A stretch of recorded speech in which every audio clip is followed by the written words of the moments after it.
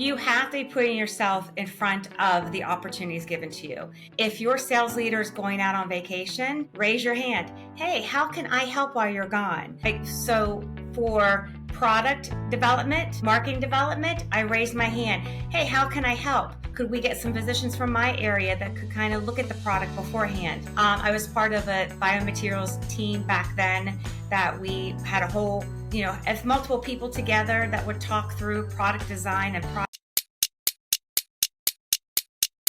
All right, welcome back to the Fisher Research Group podcast. I'm your host, Brett Fisher, and I am joined today by my colleague, Angie Stitcher. Angie, welcome to our program. Thanks so much for being here. Well, thanks for having me, Brett. I appreciate it. I'm excited to join your podcast. Awesome. Thank you so much. You were super responsive a couple weeks ago when we were chatting, and it was really great. I loved our discussion leading up to today.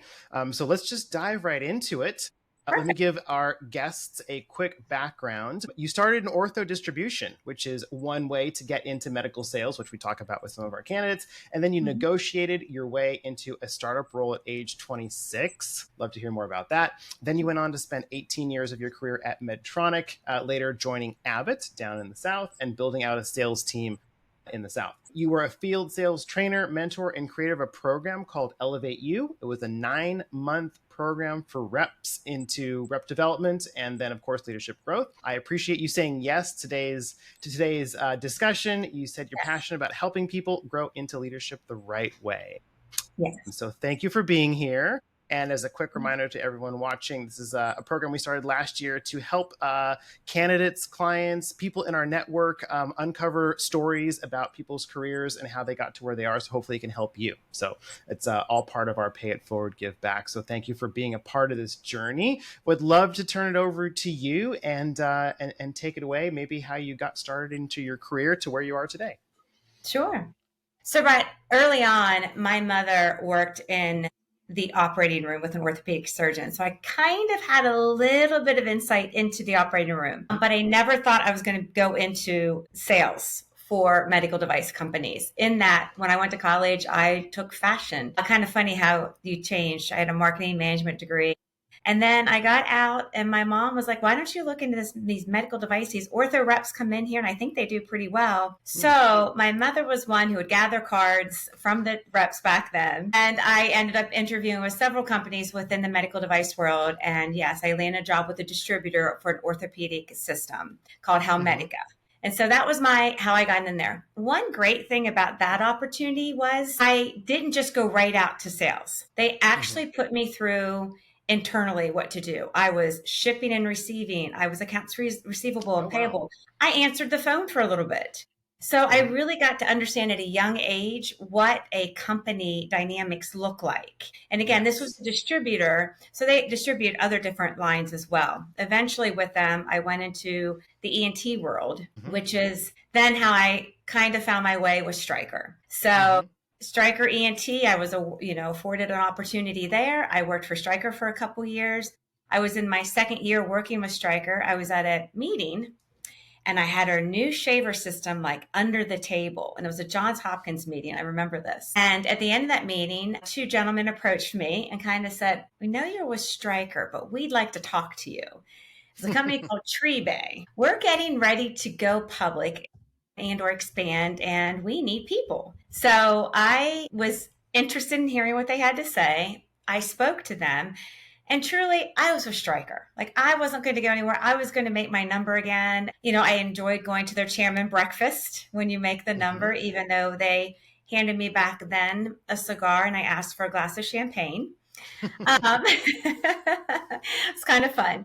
Long story short, I ended up speaking with this gentleman, about a company, Treebay, which was going to be Zomed. And I said, I wasn't interested, but found I have somebody else that maybe might be. Gave them her name and number. They called me back about a month later and said, no, what it would take to get you. And that's when I talk about negotiating my first deal. Well, if I'm going to leave Mm. Stryker knowing that I'm going to make my number, get a bonus, go on the chairman's award, this is kind of what it's going to take to get me. Right. And Med back in the day, they did that. So it was a fabulous time with some fabulous leaders at Zomed. It was a startup company for ENT. Loved my time there. What happened is Medtronic came in, and Medtronic said, okay, we need an ENT company. We don't have an Mm-hmm. ENT company. So they end up purchasing Zomed, and that's how I got with Medtronic. And early on with this transitioning from Zomed to Medtronic is when I got into leadership. I realized I really loved Amazing. helping people succeed. I had been a sales Mm-hmm. trainer with my previous roles, and I really loved seeing them being rewarded and them doing well. And so I decided, why not go for this opportunity with Medtronic as a leader, a manager? And I got it. So the day I found out, okay. I wanted to just quickly ask you, were there some things that you did to set yourself up to qualify for that role? Did you stand in as a field sales? Did you stand in as a manager? Like, this is often the question of, Absolutely. yeah, what should you be doing to get noticed to qualify for that? Great question. Absolutely, Brett. You have to be putting yourself in front of the opportunities given to you. If your sales leader is going out on vacation, raise your hand. Hey, how can I help while you're gone? So for product development, marketing development, I raise my hand. Hey, how can I help? Could we get some physicians from my area that could kind of look at the product beforehand? I was part of a biomaterials team back then that we had a whole, as multiple people together that would talk through product design and product implementation and what's that going to look like and who do we go to. I was part of that. So you have to always be present. Don't ever think, a lesson I learned, especially as a young female, is no matter how good you're doing, don't ever think that people are noticing you. Don't ever expect people to notice you. Mm. You have to put yourself in front of them and remind them of what you've done and the why you deserve this opportunity. So always, always be the biggest cheerleader for yourself. That's a great point. And I think people need to speak out more and volunteer themselves more, because we have this thought that, oh, maybe they'll just notice me. Like if I just do Yes. these things, maybe they'll just notice me. And Right. but you're saying no, like you need to No. make sure that you're advocating for yourself. Advocating for yourself. That's exactly the right word. You have to Yeah. advocate for yourself. Great. Okay. So now you're in leadership. Take us through the I'm in leadership leadership in the with next phase. Medtronic, spent many years in Yep. leadership with Medtronic, which was great. And then we had a large acquisition at Medtronic. I had a phone call from a company that was intriguing in that my whole career at this point, growing up and everything, had been in Maryland. Well, this opportunity was going to take me to the South. So it moved me from Maryland to Georgia. And with Abbott, we ended up, I packed my family up, and I have a husband, a couple dogs, 3 children, took them all with me. And they're still with me, except for the puppies. We had to, anyway. Yeah. We moved to Georgia, and we've literally been in Georgia for 10 years, and we got here through Abbott. Wow. Amazing. Yes. That was definitely a bit of a risk, right? Was a bit of a risk. Well, in a couple ways. I was going in from a space I knew, grew up in, an ENT, that eventually went to neuro and spine a little bit, but going to cardiovascular, going to endovascular.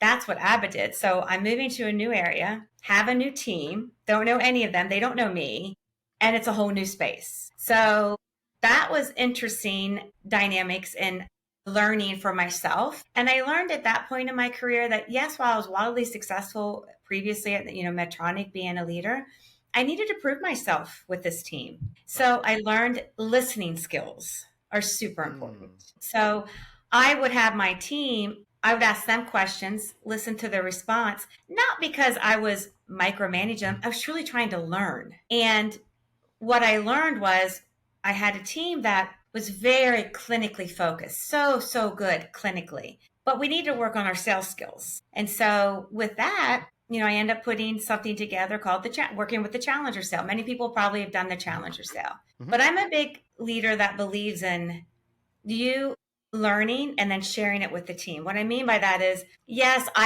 we could do the challenger sale. I could have you read a chapter a month. I could present it, tell you all about it. What I end up doing, or what I like to do, is, okay, we're going to do this challenger sale or 7 habits of highly successful people. That's another one I like to do. Yep. We're going to read a chapter together or listen to a chapter together because, we're in a car a lot. I love podcasts. I love listening to them. And then one person on the team is going to present on that the next month. So I'm giving them ownership again into their skill sets. What am I doing there, Brett? I'm having them present. They're working on the presentation skills. So Amazing. I always say there's a method to my madness, even though sometimes people sometimes can think of it as, okay, why is she not doing this? Or what is she trying to do here? Well, what I'm trying to do is to develop skills that I see that the team may need. And presentation skills might have been one of them at that point. I love that. And you said they were clinical, so maybe they weren't as front facing. Right. Asking the questions. Right. And, making sure that it's kind of what I was seeing was, well, they do it this way. And so I'm going to help them that way. And I'm like, well, have you ever challenged them to think of doing it this way and the outcome that would happen if you did it that way? Oh, okay. So it's just putting food for thought in their mind on there's other ways to do sales and asking the tough questions. Okay, this isn't going to close this week. Well, what's the budget look like? When are we going to get that PO? And where are we in line for getting the PO? Are we number 10 or are we number 2?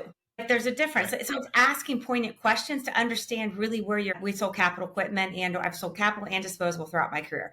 So it's important to know where it is in the process with regards to when it's going to come to fruition. And so it's asking poignant questions to get that understanding. Amazing. So then you put this all together. I'm not jumping ahead, but it sounds like next is you put this all together into what you referred to as the Elevate You, the sales training. Right. So what happened there is I was a leader. My VP of sales at the time, area vice president, I would say at the time, she had recognized what I was doing and actually put that forward to the VP of sales. And they were hiring a position where they were bringing in a commercial leader for sales development, leadership development, and so forth. So I interviewed for that position with Abbott, and I ended up being afforded that position, which was amazing. Even to this day, probably one of my roles that I've had throughout my career that I really, really loved and treasured. Because again, if you go back to what do I love doing? I love developing people. I love seeing them win. And I had the opportunity to do this. So I got to put together programs for our high leaders. I got to put together programs for our managers to help elevate their skills. Wow. I put together a program like interviewing, how to interviewing questions. And then I put together just for the sales reps. Again, knowing that we were pretty heavy clinical, which was important, very important because you have a clinical product, but let's get a more sales savvy. So I ended up putting together at that time a sales process as well. So 3 pillars, and we end up branding it Elevate You at that time at Abbott. I'm not sure if it's still there or not, but it was whenever I left. That's great. So 3 different audiences. You said executives, Correct. Management, and then of course the sales reps. Yes. Great. So you said something about formal mentorship, 9-month arcs. It was like a 9-month program, or did they get paired with people? Correct. So what the leadership development program was about was when you came toward the program, when you got accepted into the program, if I was a sales rep in the field, and I'm just going to say this, I wanted to get into marketing. That actually was a person. Okay, well then I paired them up with a marketing person. And for 9 months, they worked on a project together. At the end of the 9 months then, when they graduated, I had the executive team come to our graduation where they then presented the project to the executive leadership team. So the leadership team was able to see a project they worked on, how they grew in their presentation skills, how they grew just internally, like understanding, especially when you're outside sales, you don't understand a lot of what goes on inside until you've done it. So getting that opportunity to go in-house, work with the product manager, understand the difficulties, challenges they're facing, really gives them a broader perspective on the overall business in general. That sounds really cool and very practical, and you're actually working on a problem. So yes, kudos to you for working on that program, and that brings you to up through a couple other opportunities that you worked at, and it looks like you've settled in over at Magnolia. So tell us a bit what you're doing there. So at Magnolia Medical, I'm an area vice president, and what we do is we have a blood diversion device. And when I first was approached about this opportunity, I was like, a blood diversion device, what is that? Why is that important? Right. Well, why it's important is because We literally have people in our hospital systems who get misdiagnosed based on their blood culture. And they can potentially go on sepsis, for example. If you're misdiagnosed for sepsis, you are going on heavy, heavy antibiotics, which are known to potentially cause AKI, acute kidney injury. We have studies to back that up. And you're in a hospital bed for 2.5 days. Economically, Wow. it's not good for the hospital, but clinically, it's not good for the patient. I was fathomed to learn that this is actually a problem within our healthcare system. So I joined this company just later last year, and our mission is mission to zero. Nobody gets a false positive blood culture contamination, a blood culture report. That's amazing. So I would imagine there's a lot of changing behavior, changing workflow, Very much perhaps. so. Disruption in terms of what providers have previously been doing. But that's incredible. And then I'm sure Challenger comes in here, helping uncover a latent problem or a problem they're unaware of to potentially reveal that they have been misdiagnosing this whole time. So that's pretty incredible. Right. And there are standards in place right now. CMS is 3% or less. The VA has taken a 1% less on false positive diagnoses. Oh, wow. So we're heading in the right direction. And I'm on this path, this journey to get to 1% across the board. Like hopefully CMS will adopt that as well. And again, our mission is to get to zero where nobody's getting a false positive diagnosis. That's amazing. How many hospitals are you in currently? Oh, wow. You're asking me a question I can't answer. But I guess my point is you're probably just scratching the surface, right? Like I can answer this. We're 5% penetrated. So how's that? There we go. Yeah, we're fine. So we have a ways to go. And it's back to what you said, Brett. We are changing mindset. We are educating and training people on what we have and the why behind it. It's so important when you're selling anything. Why are we doing this? Well, why are we doing this? Because, antimicrobial stewardship and economic decisions within a hospital. There's a lot of the why we are doing what we're doing. So it's exciting that, we have what we're looking to move to in the future, an IPO eventually. And again, broad and expand is what we're trying to do. But I go back to tell my team right now all the time, we are training and educating. The healthcare system may not be on board yet, but we need to train and educate. We just got on the HPG contract, which is in and of itself a huge accomplishment. So that just came live April 1st. So we're now on the HPG contract. So yeah. Great. I want to back up real quick. Thank you for taking us through your career journey. There's so many great things there that I want to jump into. We don't have enough time for everything, but the one thing that stuck out was when you made that move south and stepping outside your comfort zone, new therapeutic area, new geographic area, new makeup of your team. You said they were highly clinical compared to maybe the more traditional salespeople. So how did you come to know that you needed to do this move, or how did you lean into that change? Because that's a pretty big change. It's a very big change, especially when you've been with a great company for 18 years. So it's a very big change. It was just, we had been wanting to go to warmer weather, if that's the truth. Maryland was cold. We've been wanting to go to the South. At one point with Medtronic, I was considering moving to Jacksonville, Florida, just decided not to. So I think timing is everything. Timing is important. I have 3 children. Timing for my children was important. But I've learned that if you lean into discomfort, that's where your growth comes from. So that's what I did. I love it. We think about that all the time when I try to push myself in terms of, that extra cold call or that extra reach out. Yeah. That's where this firm is growing, when I'm pushing my team and make those 5 extra calls and those 5 extra messages. So I hope our audience will resonate with that as well. I'm sure they will. Let's move into the next segment of this series. We're talking about hiring philosophy and team culture. And I should point out, we didn't point this out at the beginning, but the episode title, we are here today to talk about how to hire for grit, build culture, and elevate performance. So we've already addressed the elevating performance, but want to jump into the, what you're looking for. If you back up a bit, look at some of these teams that you've built, some of the qualities and the reps, like what stands out to you initially what you're looking for when you're interviewing candidates? When I'm interviewing candidates, obviously the first thing I'll get from a recruiter typically is a resume. Well, a resume only tells you a little bit of the picture.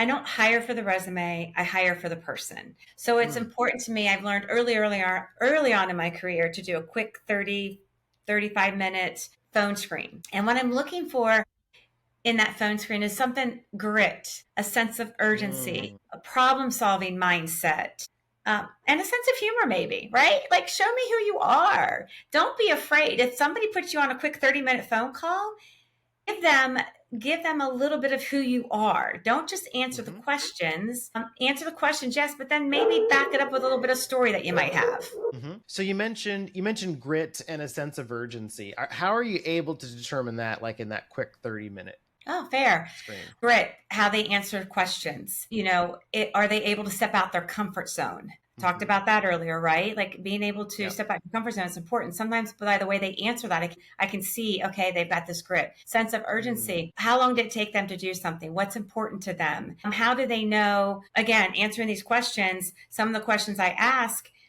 would be related to a sense of urgency. If I get a call from a customer and they have a patient on the table, and then you're on your way to an appointment, what do you do in that situation? How do you handle that? What's your sense of In terms of, urgency for whom? And it's a sense of urgency for both, but how do you handle that? right, prioritizing and then communicating to the other Yes, party that you'll still be yes, there, but you may be a couple hours late.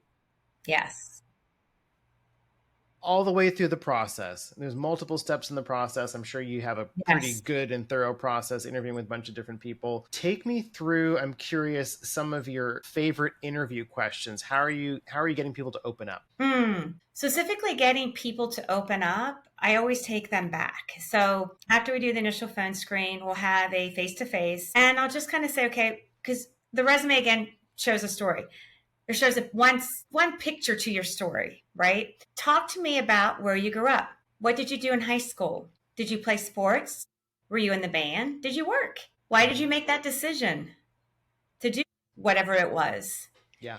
You can just see them like relax and go Mm. back to those days of what they did. Then I'll go into, and what college did you choose if they went into college, if they went into military? Why did you Hmm. choose that? Again, their decision making. Why did they Hmm. choose what they chose, with the path they chose? That to me, just asking a little bit about them, their background. Again, I'm trying to get to know the person. Who am I potentially bringing on my team? That's what matters to me. And Hmm. that to me has asking those questions early on just kind of has them take a breath, relax, and get into the conversation. Because then when I move into their resume and I want to ask poignant questions and or dive deeper into a certain part of their resume, it's much more fluid in my opinion because Hmm. they now have a sense of calmness. Yeah. I love that you're creating a comfortable environment. You're getting them to talk about something that's familiar and maybe even a bit nostalgic. They're letting their guard down slightly. You're building rapport. Maybe there's an element in there that you have in common. Like if you're talking about a Right. high school or something, maybe you find a common point of interest, Right. Very and you get them to a more comfortable place, so that they can be hopefully honest with you. And exactly. when you're interviewing and you ask those more pointed questions, are you listening for, like, some companies, like the situation action result, they use the star met. Are you listening for how they solve that problem? Is there a specific anything that stands out to you when you hear something you're like, yes? Right. What's that thing you're listening for that makes your head nod, that like, okay, they have it, they can solve our problem? What I'm really listening for is how did they help the customer?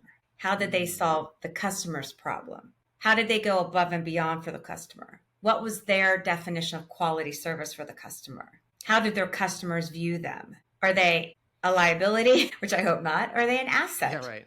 Are they somebody that the Hmm. customer depends on? That's what I'm looking for because then I know they're reliable. They have a sense of urgency. They have tenacity. And yes, of course, I'm looking for were they able to get product X over the finish line? What were the steps Hmm. that took?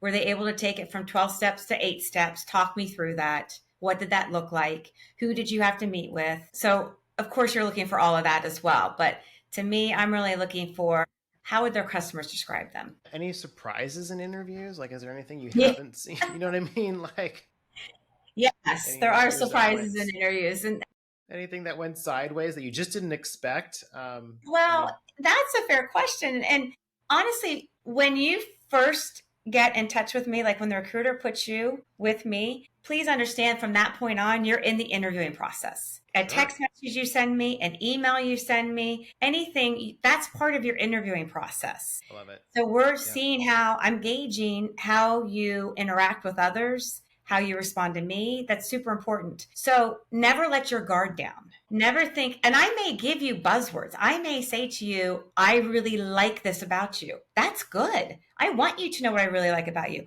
But don't think that because I like this about you, you're a shoo-in. There might be another candidate that I like something else about them that's important that I'm going to tell. It's truly, and I have been to the end where I think I will have 1 and 2, and I think my number one, it's for sure, for sure, for sure. Number 1 doesn't show up, but number 2 shows up, and I hire number 2.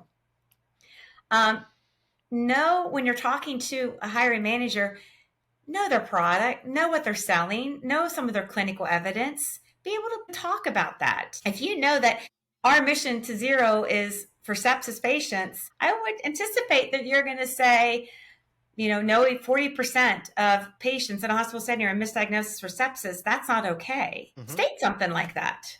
Show that you understand. What I'm hearing is that from that moment that you enter the interview process, you're on your research, your answers. It sounds like this is very similar to a sales process. But Right. the only difference is instead of it being your mission to zero product, it's now Right. you. It's like you and Yes. your background, and every single interaction, research, interaction, get them to laugh, all those little things are all being evaluated, which brings me to the end of the interview, the close. Yes. Can you tell me about that moment? Are you waiting for them to close you? Do sometimes you have to prompt people to close you? If they don't close you, are they like automatic eliminated? That's great. Great question. Yes, I expect a close. Now, a close can look multiple different ways. It doesn't have to be, well, can I move to the next step, right? There's multiple different ways you can see this. What is the next step? Do you see me moving to the next step? Did I answer all your questions? Is there anything else I need to answer for you? There's multiple ways, in my opinion, to close. But I was on a call earlier today with somebody. It was just, I kind of abruptly kind of ended it and just kind of said, okay, well, I'm good. Are you good? And he's like, yeah, I'm good. He's like, okay, well, thanks for your time. Yeah, well, you're welcome. And so that's not a close, right? You have to make sure you're asking for that next step, or is there a reason you wouldn't move forward with me, right? There's multiple ways to ask that, get that close and ask that for that close, but you have to ask. You have to ask for the next step some way. Yeah.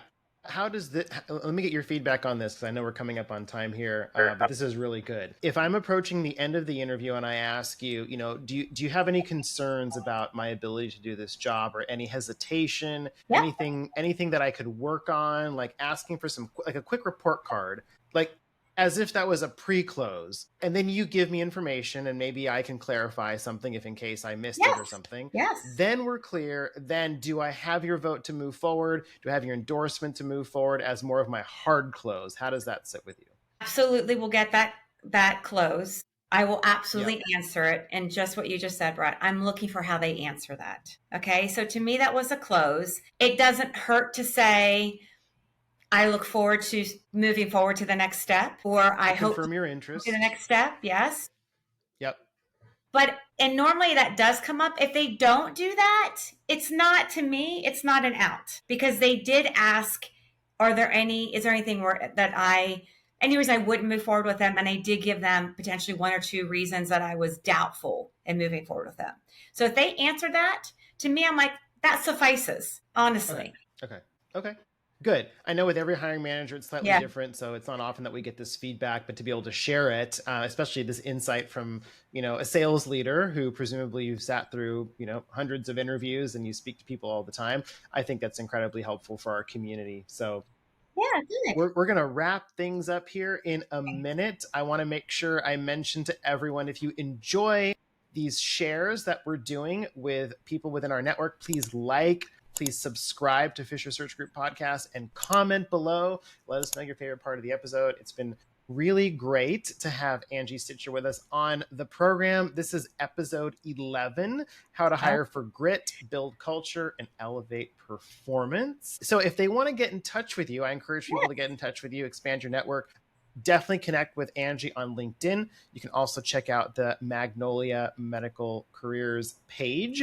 They have openings. Reach out to her directly or apply. And certainly, if you have questions about Angie's career progression, her moves, her leaning into discomfort, creating Elevate You, you have so much to share. I encourage people to reach out to you directly, like I did. Inquire about how we can help. So I know a lot of people have helped me Right. out along the way, so this is part of my give back to the community who enjoy this. So we're about to wrap things up. Anything you'd like to leave with our audience before we sign off today? Well, there's so much I could talk to, right? But honestly, just this: never doubt yourself. Okay. You can do anything you put your mind to, I and just love that. have that ability to see that, notice that, and be okay with being uncomfortable. Mm-hmm. It's not easy, but when you do it, No, so many it's doors are not. going to open. And I want to come back to one thing you said earlier between the Okay. finalists. You're number one, you're like, number one's going to come, number one didn't come, and number two showed up. So I think showing up is Showing up. Yep. everything. Yeah, show up, take the step, That's right. lean into that discomfort. You showed up to the opportunity at Abbott. You showed up so many times in your career, and that should be a really great lesson to anyone watching. So Angie, thank you for Thank joining you. me and Appreciate it, for right? yeah, you're very welcome. Let's stay connected, and Sounds good. I look forward to hopefully hearing people's reactions and how they're going to benefit from this, and certainly they're going to have a window into your interview process. So thank you for sharing Okay. that, and thank you. Thank you. Bye, All all. right, have a good one.